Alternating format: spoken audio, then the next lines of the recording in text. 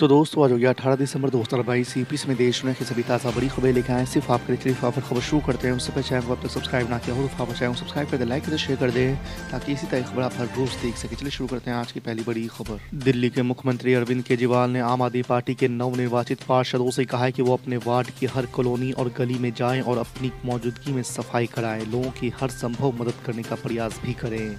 आपको बता दें कि दिल्ली नगर निगम में आम आदमी पार्टी ने 134 वार्डों पर जीत हासिल की है। इससे भाजपा का 15 साल का शासन समाप्त हो गया है।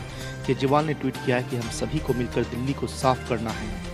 अगले साल मध्य प्रदेश समेत कई राज्यों में विधानसभा चुनाव होने वाले हैं। बीजेपी के लिए मध्य प्रदेश में तमाम बड़े नेताओं के होने के बावजूद भी जीत हासिल करना किसी चुनौती से कम नहीं होगा। दरअसल 2018 से मार्च 2020 तक 1.5 साल का समय छोड़ दें तो साल 2003 से अब तक बीजेपी की ही राज्य में सरकार रही है, जिसमें सबसे ज़्यादा समय तक शिवराज सिंह चौहान मुख्यमंत्री रहे हैं। एंटी इनकम्बेंसी पार्टी नेताओं में फूट समेत कई तरह की परेशानियों का बीजेपी का सामना कर रही है। बॉलीवुड फिल्म पठान के बहिष्कार की मांग के बीच कांग्रेस सांसद राजीव शुक्ला एक्टर शाहरुख खान के समर्थन में सामने आए हैं। उन्होंने शाहरुख खान को राष्ट्रभक्त बताया है।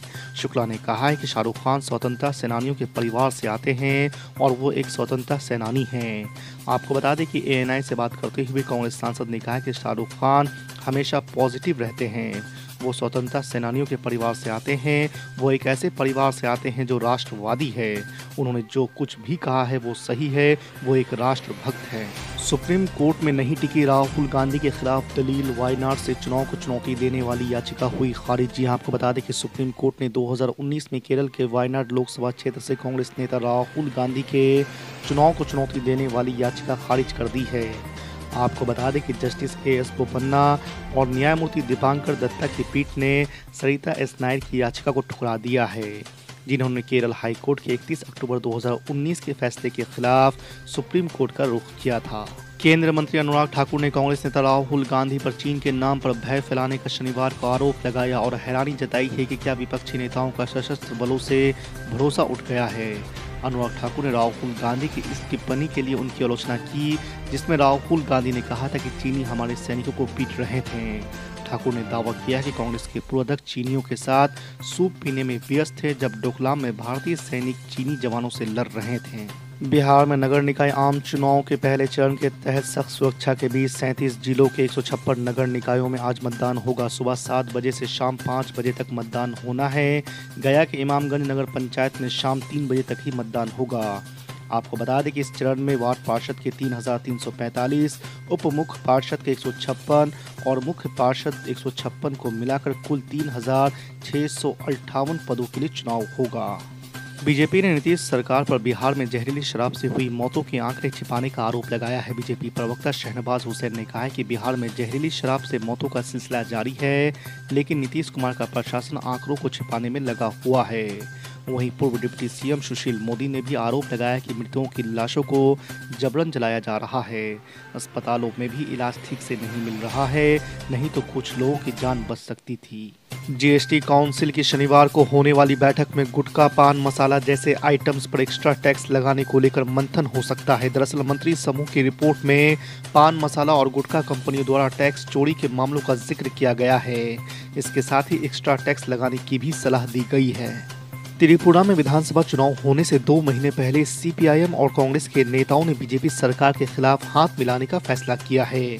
ये गठबंधन बीजेपी के फांसीवाद हमले से लोकतंत्र और संविधान को बचाने और हिंदूवादी ताकतों को हराने के लिए किया गया है। आपको बता दें कि मार्क्सवादी कम्युनिस्ट पार्टी की केंद्र समिति ने शुक्रवार को अगले वर्ष फरवरी में होने वाले त्रिपुरा विधानसभा चुनाव में भारतीय जनता पार्टी सरकार को सत्ता से बेदखल करने के लिए लोकतांत्रिक और धर्मनिरपेक्ष दलों के साथ गठबंधन को मंजूरी दे दी है। केरल में अगर डॉक्टर या स्टाफ पर हमला होता है तो पुलिस को 1 घंटे के भीतर FIR दर्ज करनी होगी। हाईकोर्ट ने राज्य सरकार को पुलिस प्रमुख की ओर से इस संबंध में जारी उस सर्कुलर को सार्वजनिक करने का निर्देश दिया है, जिसमें सभी जिला पुलिस प्रमुखों और स्टेशन हाउस अधिकारियों को आदेश का पालन करने की बात कही गई है।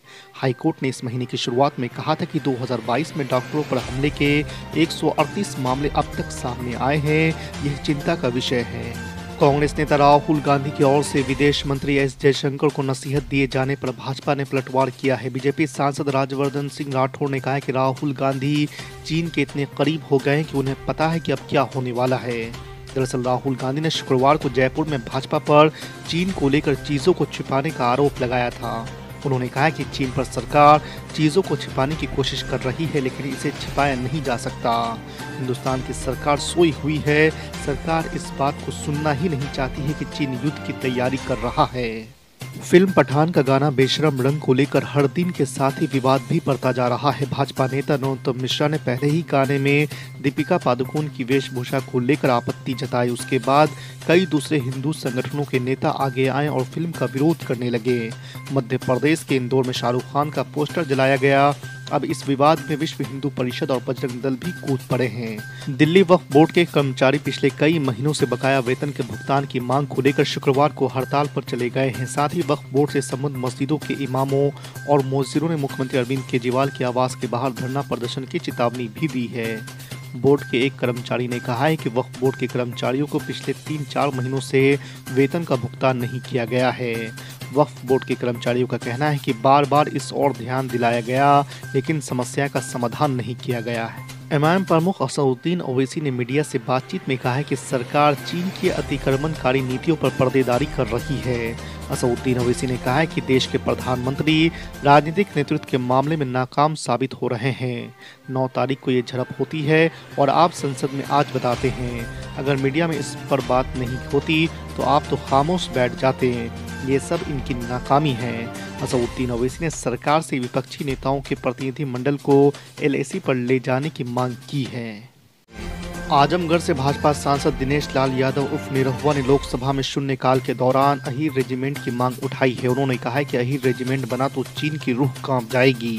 निरहुआ ने 1962 की घटना का जिक्र करते हुए बताया है कि क्यों देश को अहीर रेजिमेंट की जरूरत है।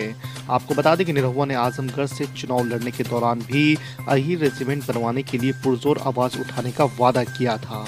कर्नाटक में भारतीय जनता पार्टी के कद्दावर नेता बीएस येदियुरप्पा ने पार्टी में नजरअंदाज किए जाने की खबरों को बृहस्पतिवार को खारिज करते हुए कहा कि वो खुद शक्तिशाली है और कोई भी उन्हें राजनीतिक तौर पर खत्म नहीं कर सकता है। इस बीच मुख्यमंत्री बसवराज बोम्मई ने अपने पूर्ववर्ती येदियुरप्पा के साथ मतभेद की खबरों को खारिज कर दिया है। राजस्थान में भारत जोड़ो यात्रा में शामिल होने के बाद आरबीआई के पूर्व गवर्नर रघुराम राजन ने कांग्रेस सांसद राहुल गांधी के साथ आर्थिक समेत अलग अलग मुद्दों पर विस्तार से बातचीत की। इसमें दोनों ने देश की अर्थव्यवस्था, सांप्रदायिकता, कारोबारी गौतम अडानी और गरीबी का जिक्र किया। राहुल गांधी ने कहा है कि संसद के सिक्योरिटी गार्ड ने भी अडानी के शेयर खरीदे हैं, जिससे उसके काफी पैसे बने हैं। हालांकि राहुल गांधी ने बताया कि सैलरी क्लास के लिए स्टॉक मार्केट में इन्वेस्ट करना बहुत रिस्की है।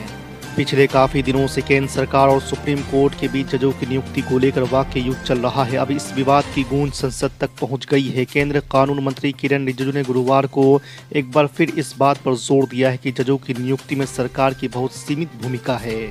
रिजिजू बड़ी संख्या में लंबित मामलों पर संसद में एक सवाल का जवाब दे रहे थे।